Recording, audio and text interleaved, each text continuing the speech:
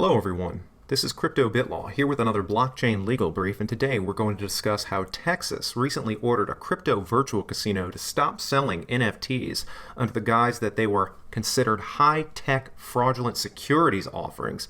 But before we dive in, please, if you enjoy this content, hit that like and subscribe button. We'd really appreciate that. With that said, let's jump right on in. Alright, so here we could see that Cointelegraph reports that Texas regulators order virtual casino to stop selling NFTs. The State Securities Board considers the sale of 11,111 NFTs as a, quote, high-tech fraudulent security offering. They say a virtual Cyprus-registered casino, Sand Vegas Casino Club, faced an emergency cease and desist order from Texas and Alabama state securities regulators. The company is ordered to, quote, stop a fraudulent investment scheme tied to metaverses.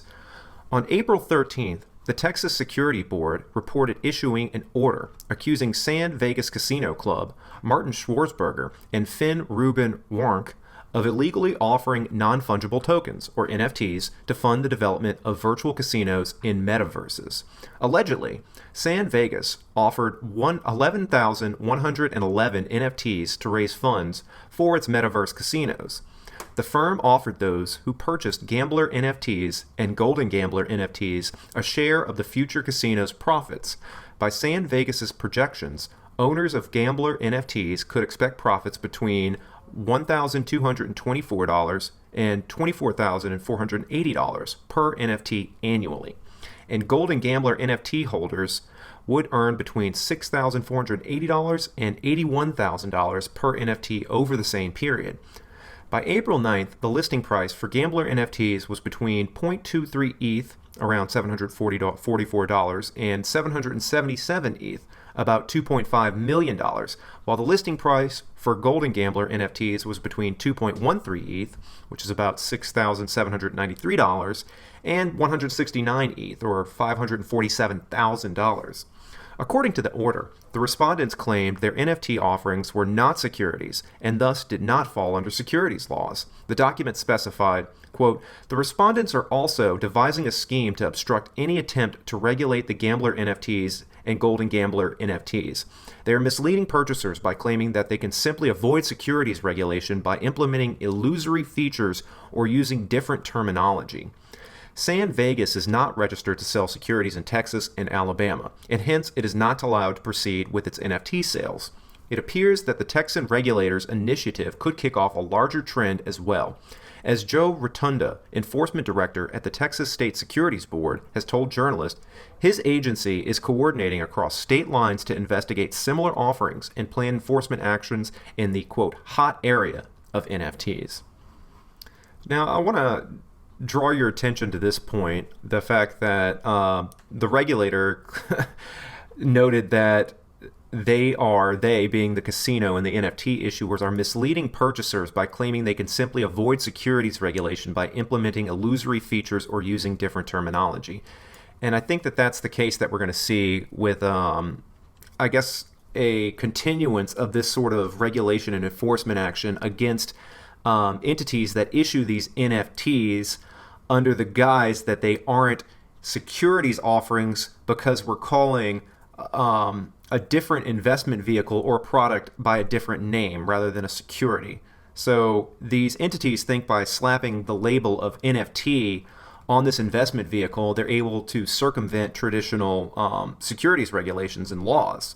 But as we do yet another review of the Howey test, I believe that that's not the case, and I think that the regulators in this case, in Alabama and Texas, actually have the higher ground. Alright, so as we've done so many times before and we'll do once again, let's just do a quick review of the Howey test, and it's a 4-part test to determine whether an investment contract exists to qualify as a security, and it requires 4 things. 1, an investment of money. 2, in a common enterprise. 3, with the expectation of profit. 4, to be derived from the effort of others. And considering this 4-part test, I really think that these casino NFTs definitely fall under the guise or the purview of what an NFT or of what a security is considered according to the Howey test, because you do have an investment of money. people are buying these NFTs and they're using money to purchase them. Whether it's in the form of Ethereum, there's a cost basis for that Ethereum, and usually that's based on money. So there we have an investment of money, a common enterprise. So you have a pool of these investors that are all investing in these NFTs together with the issuers of the NFTs. And if that's not common, I don't know what is. You know, it's opening up pretty much for the public, general purchasers to purchase these NFTs. So I guess that would be considered a common enterprise. Expectation of profit.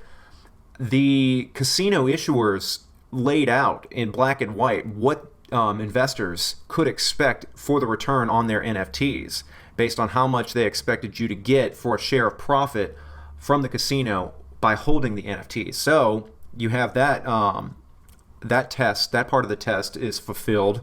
Clearly there's an expectation of profit, and 4, to be derived from the work of others.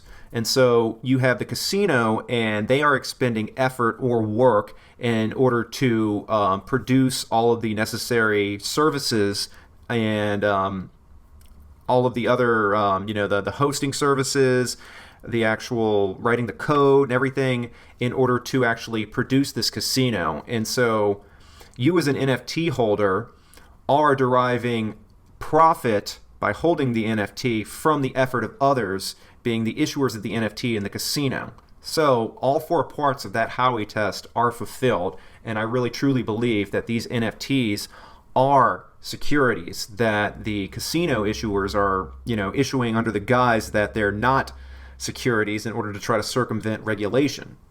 So my big takeaways from this is that, as they mentioned in that article, the regulators are going to see a common theme. This isn't the first time that this has happened. It's certainly not going to be the last. I think that there's going to be a slew of different entities that are going to try to skirt the rules and the spirit of the law and the regulations in order to circumvent them and issue what would otherwise traditionally be considered securities under a different name or under a different label in order to try to lay low and stay out of the jurisdictional arm of these regulators and avoid all of the regulatory headaches and rules that would otherwise come with having to adopt a traditional security offering. And so it's just going to be this continuation that regulators are starting to catch on to the tips and the tricks that these entities are using under the guise of, previously we saw it with ICOs. Now we're seeing it with NFTs.